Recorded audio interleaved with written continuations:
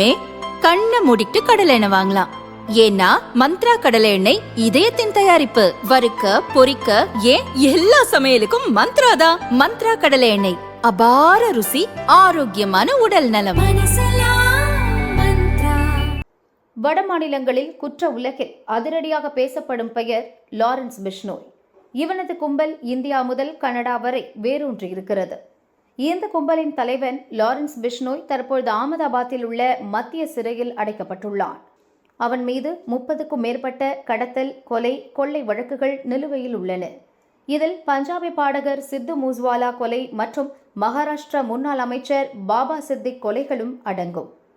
சிறையில் இருந்தபடியே பிஷ்னோய் வெளியே இருக்கும் தனது கூட்டாளிகள் உதவியுடன் பல்வேறு குற்றச் செயல்களில் ஈடுபட்டு வருகிறார். பிஷ்னோய் மற்றும் அவனது கூட்டாளிகளின் அனைத்து வழக்குகளையும் கவனித்து வருபவர் வக்கீல் தீபக் காத்ரி.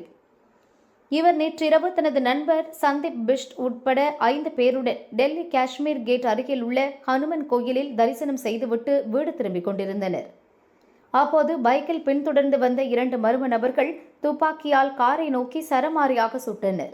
இதில் கார் கண்ணாடி உடைந்து சந்தீப் பிஷ்ட் தோள்பட்டை மீது 2 குண்டுகள் பாய்ந்தன. மற்றவர்கள் தப்பினர். சூழ்நிலையை சமாளித்த டிரைவர் காரை வேகமாக இயக்கி அங்கிருந்து தப்பினார். துப்பாக்கிச் சூட்டில் படுகாயமடைந்த சந்தீப் பிஷ்ட் அருகில் இருந்த ஹாஸ்பிட்டலில் சேர்க்கப்பட்டார். இச்சம்பவம் குறித்து தீவிர விசாரணை நடத்தி வரும் போலீசார் துப்பாக்கிச்சூடு சம்பவத்தில் ஈடுபட்ட நபர்களை தேடி வருகின்றனர்.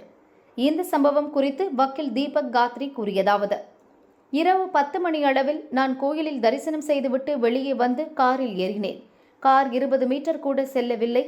திடீரென எங்கள் காரை நோக்கி இருவர் துப்பாக்கியால் சுட்டனர். டிரைவர் வேகமாக காரை இயக்கி அங்கிருந்து தப்பி செல்ல உதவினார். என் பின்னால் நடு இருக்கையில் அமர்ந்திருந்த சந்தீப்பின் முதுகில் தோட்டா துளைத்தது. இந்த சம்பவத்தில் ஈடுபட்டது யார் என தெரியவில்லை. நான் அவர்களை தெளிவாக பார்க்கவில்லை என்று அவர் கூறினார்.